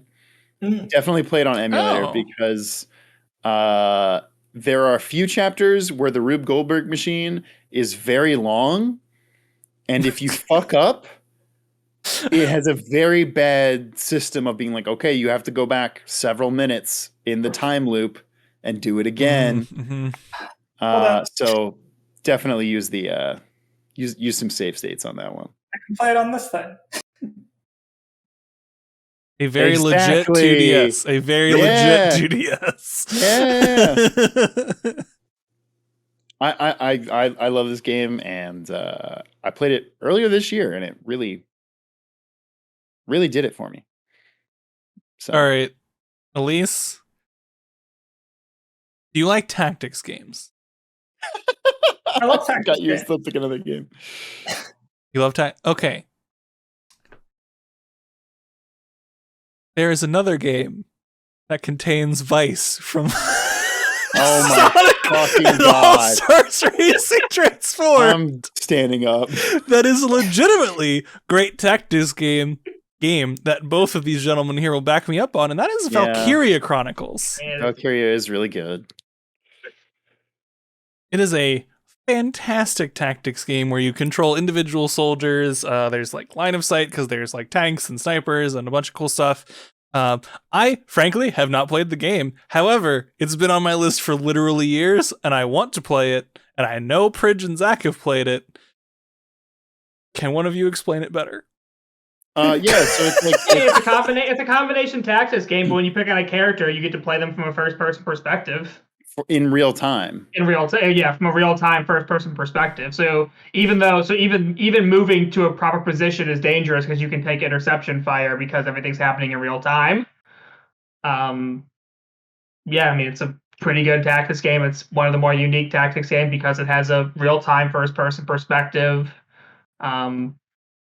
There have been both VC1 and VC4 are good. 4 has a new unit and some other improvements, so it's definitely the better of the two. But I feel like you can find the first one super cheap nowadays. It is on sale literally all the time.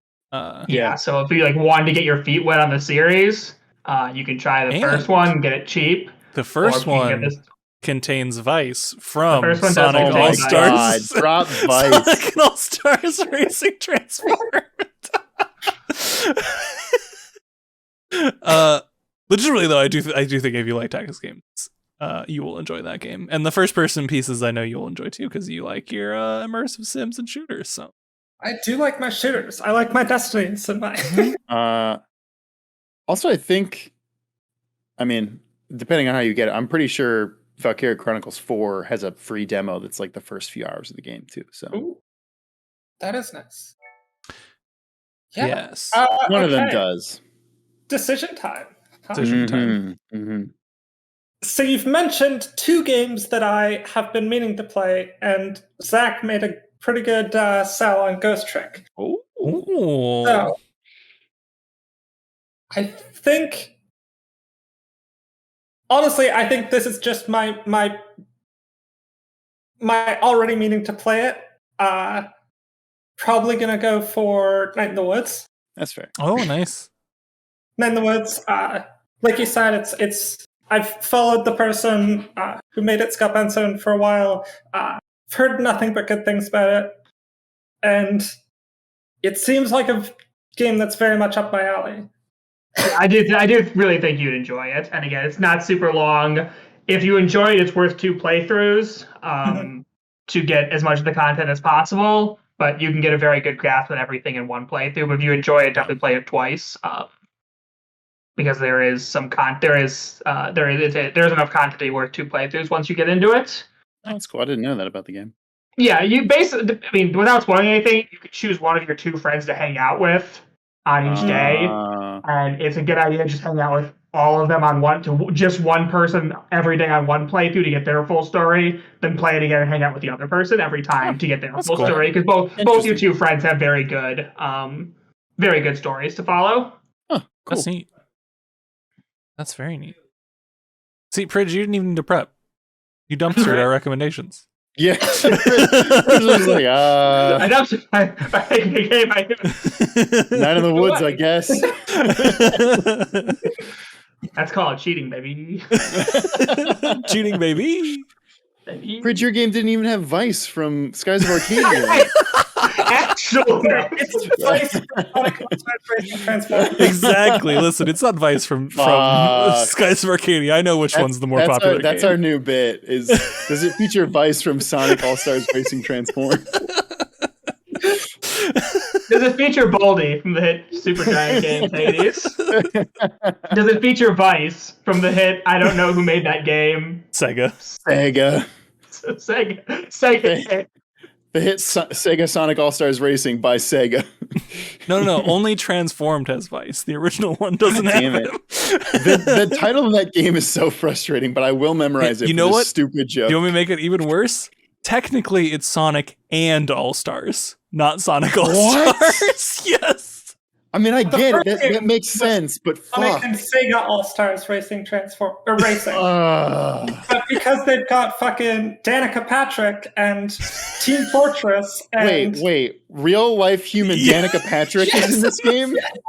And the PC version has Heavy and Pyro from Team Fortress as well. Yeah. What? And Wreck-It Ralph. What? Yes. They can't say it's Sega All Stars, so it's just All Stars. All right, I need to play this game, I guess. I don't know. God damn, I guess really we're going to funny. stream it later because I kind of want to play it too. God damn it. Surly me on the chat says, I'll give this game 1 out of 5 vices, not enough vice. Oh, Christ. Oh, man. Football Prij. Manager. Oh, yeah, that's Football Manager too. It's just a dude in a suit. That's unbelievable. Just a dude That's in a suit. It's unbelievable. a fucking suit and a football helmet. Absolutely But why? incredible. Sega owns that franchise. But that's so stupid. It also has a random samurai that represents Total War Shogun 2. It's just a fucking random samurai. Oh my god. He doesn't even have like a name. It's just a samurai. Listen, I don't wanna dunk on them because obviously the Total War franchise is incredibly popular. But just choosing a random samurai to put into your game to be like, listen, this franchise sells units. That's angry. That makes me angry. All right, Prij. It's your turn now. What do we got? Why don't you start off, David? Sure. You know what, Prij, I have 2 prepared in case the first one is just a straight no. Because the first one, hit or miss. All right. All right. I know you like anime. I know you like visual novels. I know you played Katawa Shoujo because I did. Great game. There is another visual novel that is very good, but if you're sensitive to certain topics or horror, you may not want to play it, and that is Doki Doki Literature. So here's the problem. I know the twist. Okay, that's fine. This is why I have a second game I prepared. would have probably played that game if it hadn't gotten so popular that it got That's spoiled for me, and now I don't feel like it would have the same effect. I will say, even when you start the game, it does have trigger Well, warnings that it kind of does. spoil the twist. There is still a lot there, like after the twist, Well, that is very much worth. There's like 2 twists, and if both of them got spoiled, there's like no reason to play the game. Only one of them did, but Okay. Yeah.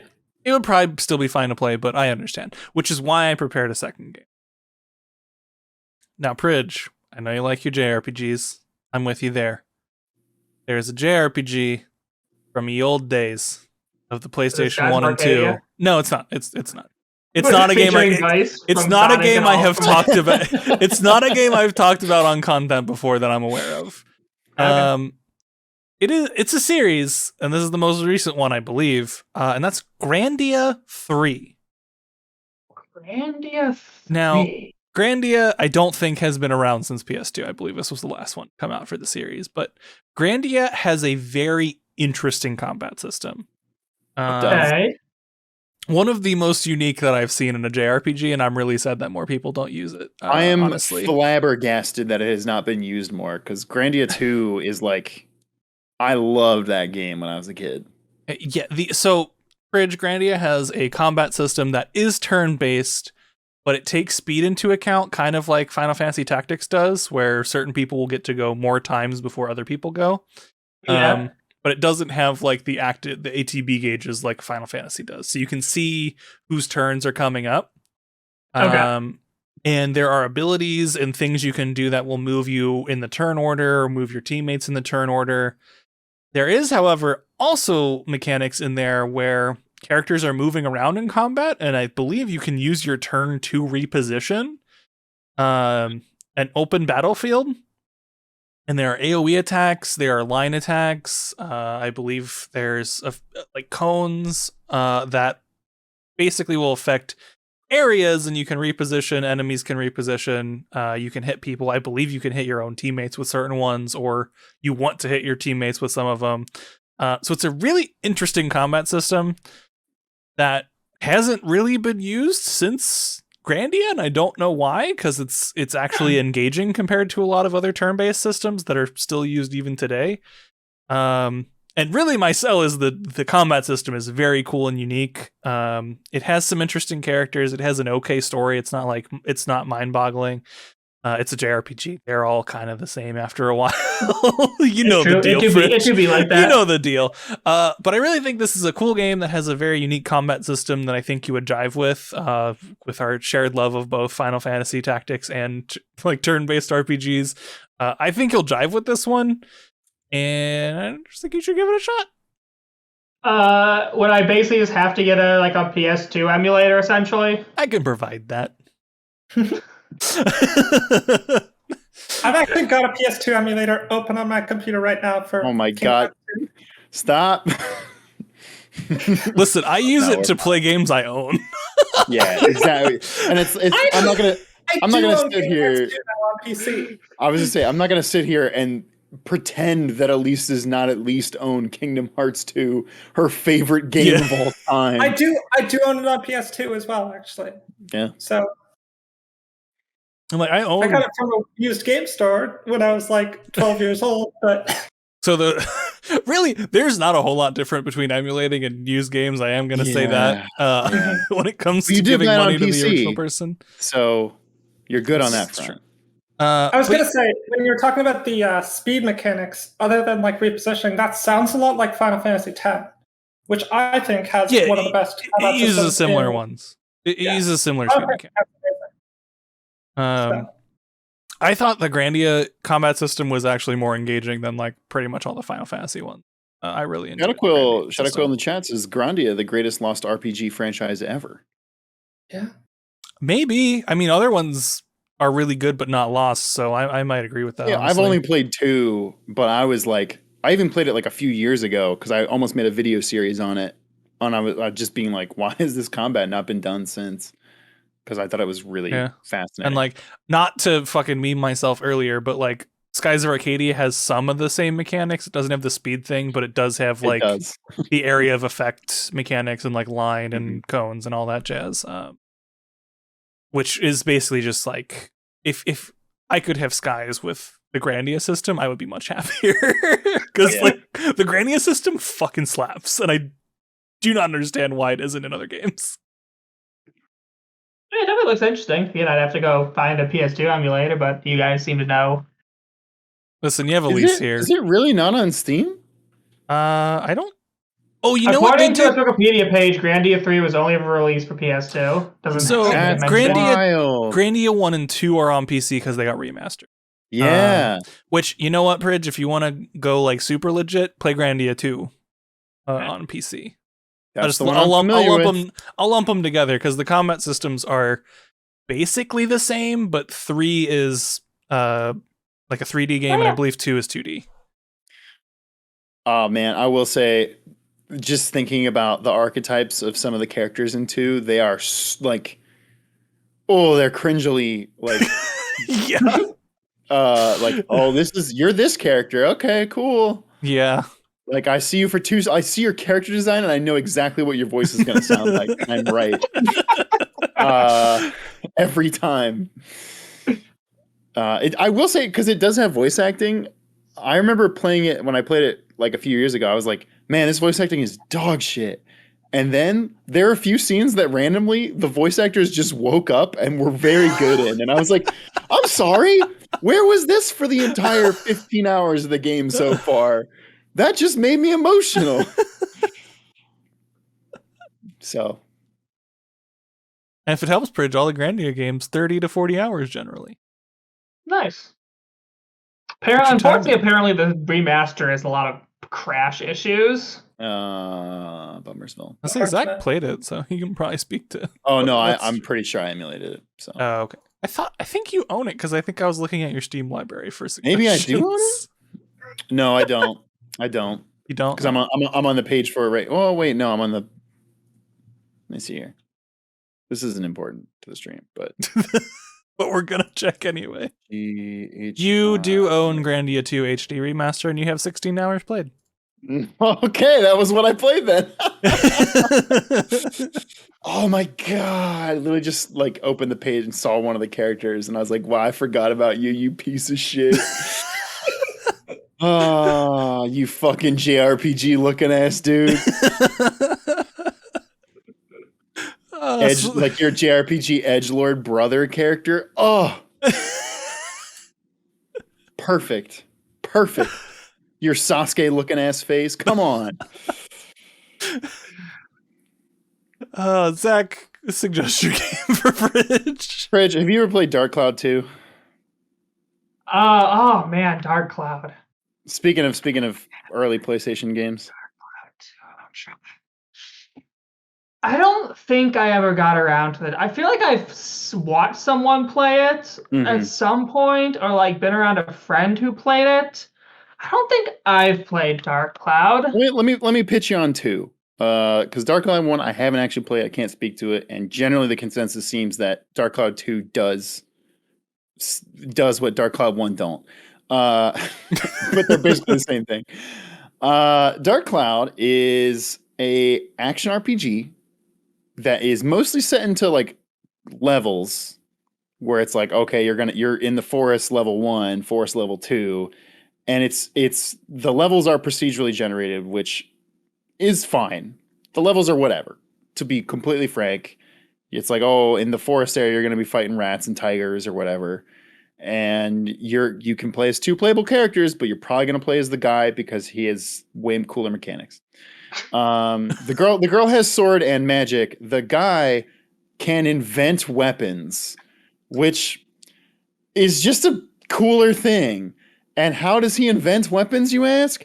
He takes fucking pictures in the environment and gets ideas. And then if you have the right ideas, the game is like, oh, well, you took a picture of a trumpet, a gas canister, and something else. I don't know. So you thought of the blunderbuss because the gun kind of looks like the horn, and it does. Honestly, some of it you probably want to have a guy with because some of the things you can miss, and it's like, well, you're gonna want this.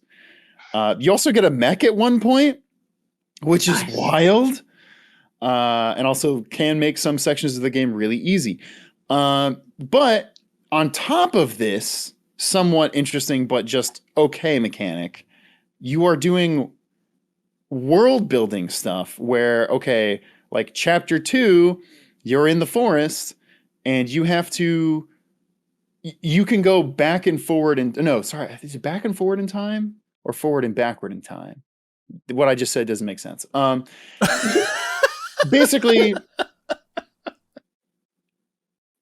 like you go to an area that was destroyed by, I think it's like the Evil Empire. It's a fairly generic JRPG story. And it's like, oh, well, we want to talk to the sage of the forest who was like this giant tree. But the giant tree only shows up when like all the people were here and were happy. And like the nature was in balance, yada, yada.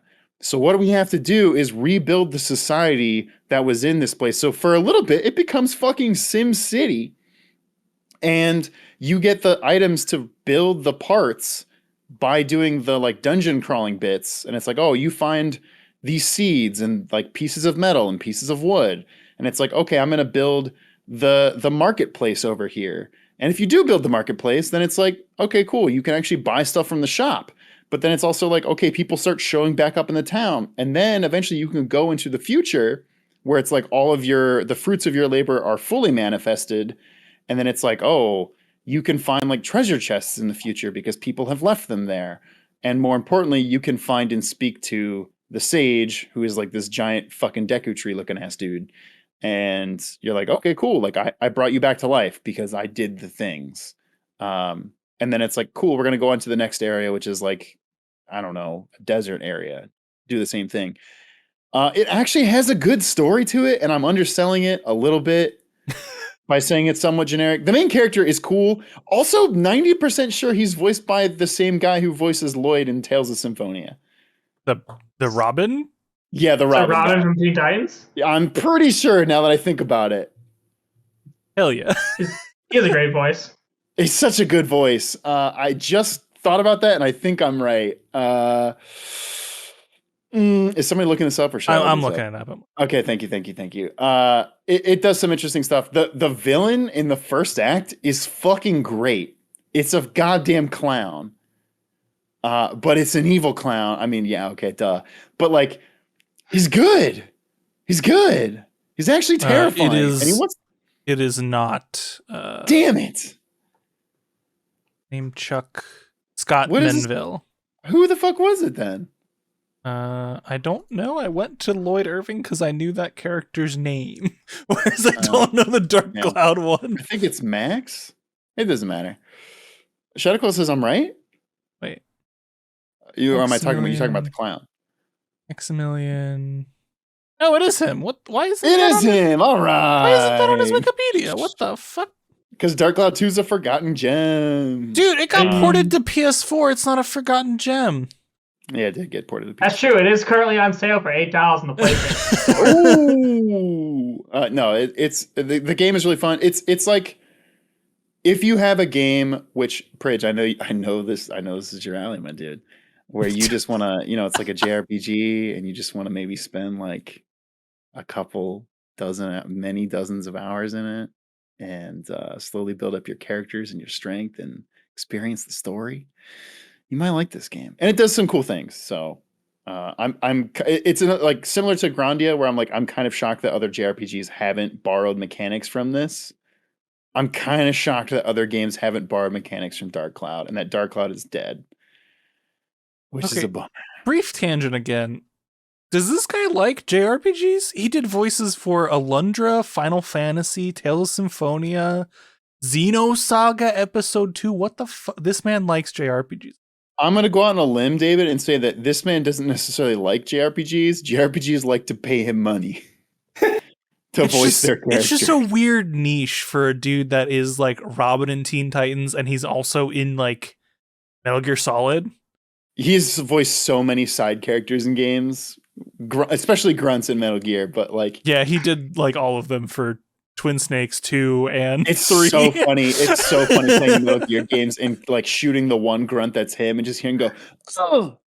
And I'm like, oh, hey, that was Robin. I just killed Robin. Chronicles. And then he's also in Eat Lead, The Return of Matt Hazard, which is one of the worst game titles I've ever heard in my life. Eat Lead, The Return of Matt Hazard? And he plays assistant to Matt Hazard. Prij, can I sell you on a game called Eat Lead, Assistant to Matt Hazard? I know nothing about it, but the title rips ass. And I don't mean it's good, I mean it farts. It's built on the Vicious Engine 2. What the fuck is this? I don't think it's good. I think we all have to play this game now. Wait, add it to the extra it's from the devs from the Robotech game? What the fuck? What? What is this? The people who made Robotech Battle Cry, which was their first game, made Eat Lead, The Return of Matt Hazard. This looks like a fucking Walmart brand Duke Nukem, and that's already what Duke Nukem is. What the literal fuck? The game itself is a parody of action game cliches, so it's a parody of a cliche. Okay. Apparently, there's been a series of Matt Hazard games. Dude, we need to fucking play this. What the fuck? I mean, to be fair, I've seen worse shooters in my life than this. Yo. I need to add this to the fucking extra live stream, the Matt Hazard Power Hour. We played 10 minutes of 6 different Matt Hazard combat moves I just saw him do. Oh my god. What? There's a fighting game I can't. Okay, we can't. We gotta stop talking about Matt Hazard and how Matt Hazard might be the best video game protagonist of all time. It's fucking great. Oh, what a shot. Sibylla's in the chat says this talk show has gone off the rails. Yeah, I mean, that's every show we ever do. Elise, do you have a game for Prij to play? This game is a 50 on Metacritic. That's way better than I thought it was going to be. That just means the game runs. LT Drake says, add Matt Hazard to Smash. Yeah. Please. Why isn't Matt Hazard in Smash? Oh, man, this is so good. All right, Prij. Have you ever played a Dragon Quest game? Oh, this is a good one, actually. Have I played? No, I don't think I have, actually. Have you played a Final Fantasy game pre-10? Yes. I mean, I played 7 and whatever. It's like 4 or 6, or like in one place it's called 4. I don't know. Yes, the answer is yes. Okay. Yeah, the answer is yes. So, my game for you is Dragon Quest XI. Although almost everything I could say here also applies to Dragon Quest VIII, if you prefer that one, because they are the same game. Dragon Quest is if Final Fantasy never changed, but in a good way. They have stayed like very traditional. Can't offer you, the weapon crafting and inventing system of Dark Cloud 2, or the like position and speed mechanics of Grandia. What it can offer you is a really well done, well put together traditional JRPG experience. You go to the basic structure of the game, of like the narrative, is you've got this MacGuffin goal somewhere on the other side of the world, and as you go across the world, you go to a new town and have a nice, fun couple-hour story there. Maybe 5-6 hour story there. Meet some new people, have a little mini story, and then move on. Maybe you got a new companion. Maybe you got some new abilities. Whatever. And each of these little episodes are in themselves really cute, really fun, very, very stylish. Dragon Quest really has its own voice that you will quickly pick up on. And the combat system, while being quite traditional, is still like really well done. It's a menu-based JRPG system with, you give orders to your people, and then they do those orders.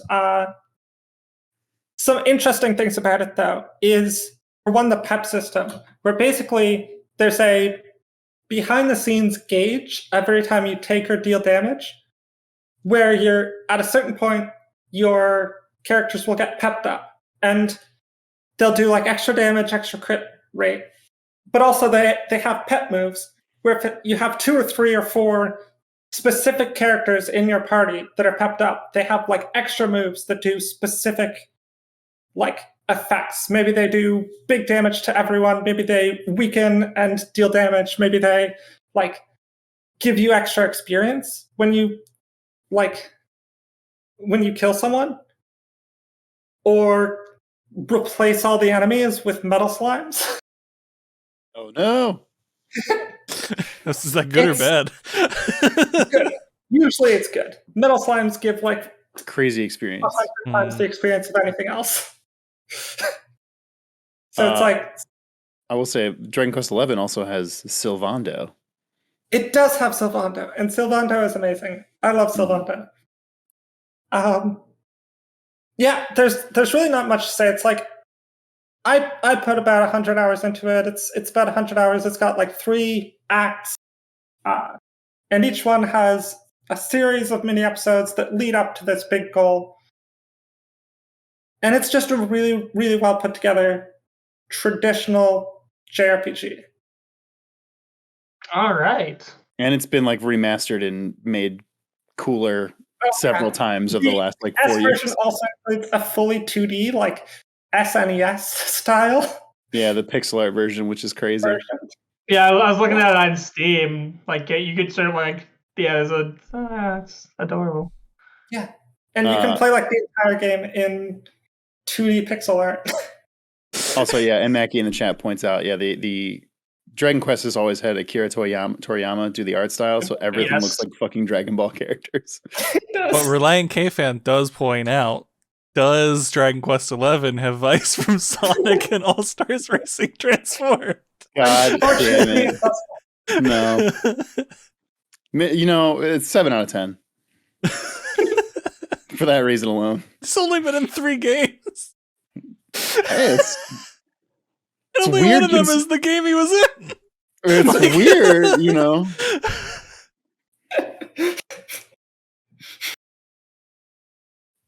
All right, so I basically got 3 different JRPGs to choose from. Yeah, we all were like, yo, Prij likes them long JRPGs. Let's fuck them up, I tried with the one, all right? I tried. Give him a full course buffet.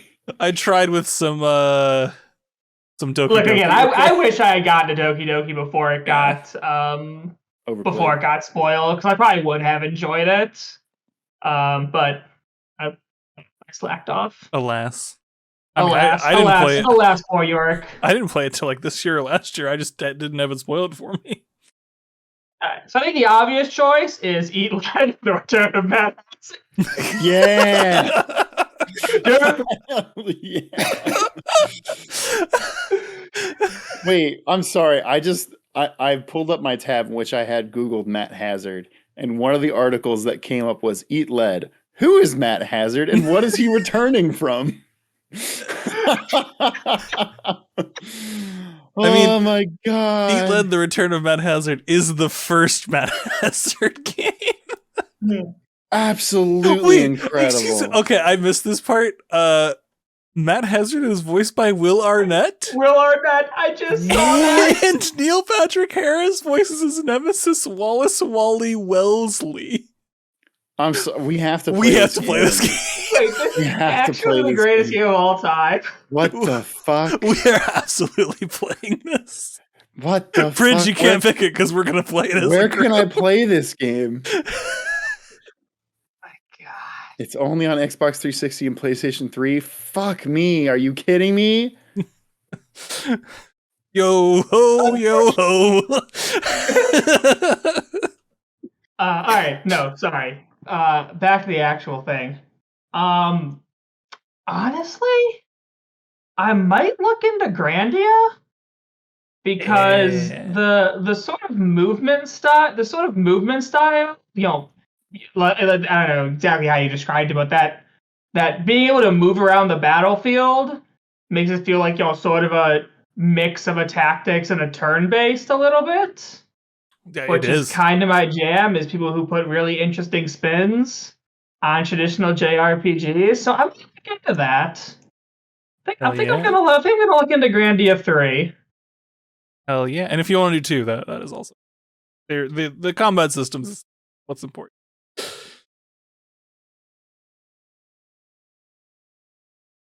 Hell yeah! Sorry, I'm still looking at screenshots of Eat Lead: Return of Matt Hazard. I'm looking at the sequel to Matt Hazard is Matt Hazard: Bloodbath and Beyond. Oh, that's such a good name. Oh, Bloodbath and Beyond? God damn it, that's good. Folks, we're probably not doing that during Extra Life because our schedule is already very full. But we're playing this fucking game. Yeah. I mean, hey, you fucking do it at the 2 a.m. hours. I don't know. I feel like we need to play this with more people awake, though. Yeah. Like, this thing looks great in the worst ways possible. Yeah. It would be really funny to see like 3 exhausted people playing this bad parody game. Damn, Bloodbath and Beyond is so good. God damn it. I'll never write something that funny. Yeah, probably not. That's true. No, it's so good. Or the first game in your series being the return of. That's like I can't get over how brilliant it is. That's some shit. Like if Chris was on this show right now, he would be cursing into the void that he didn't think of that. You're right. You're right. It's so smart.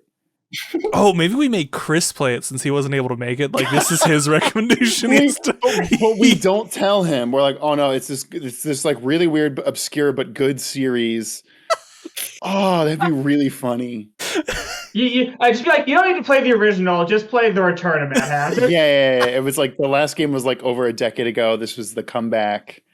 Don't worry about the original Max Hazard. Just play this one, Chris. Don't worry about the fact that you've never heard of this name before or after in your life.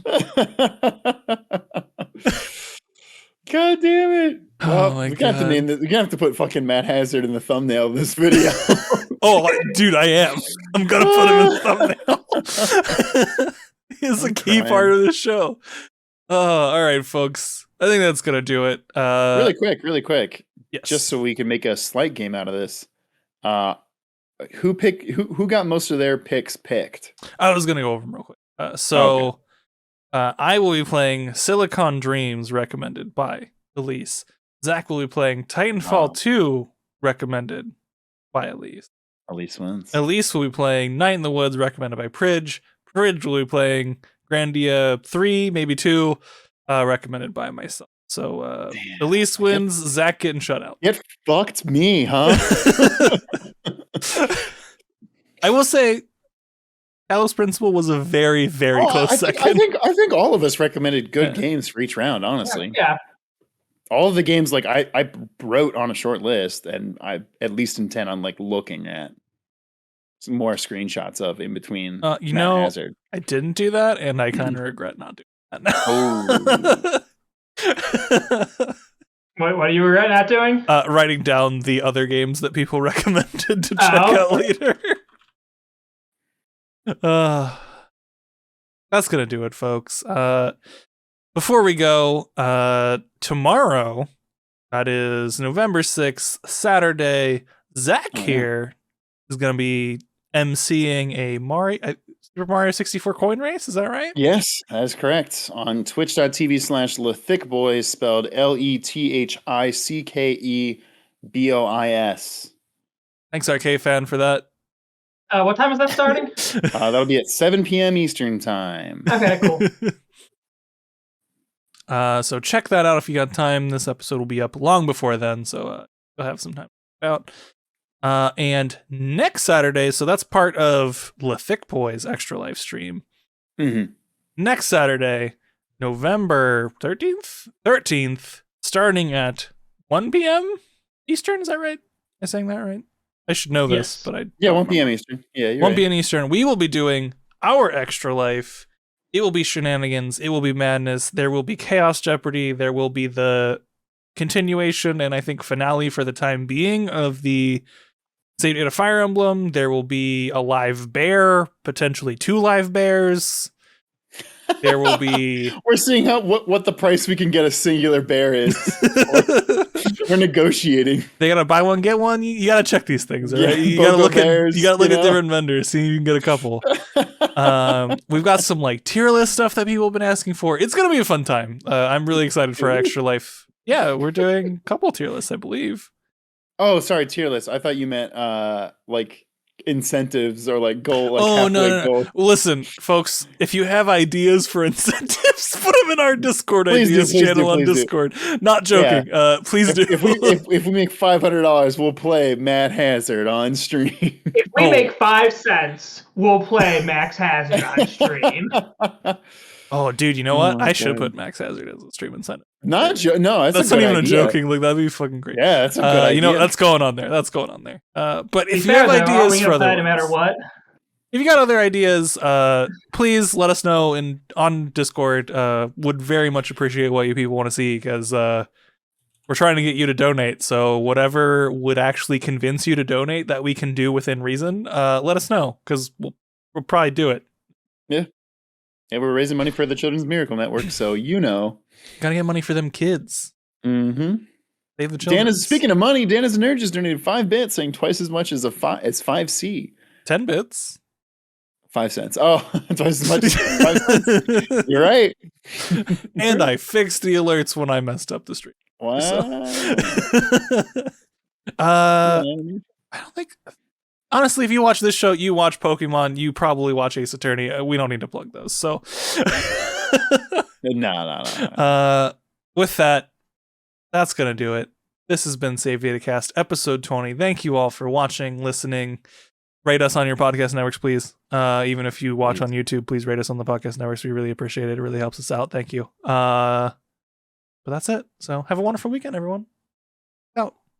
Bye. Bye.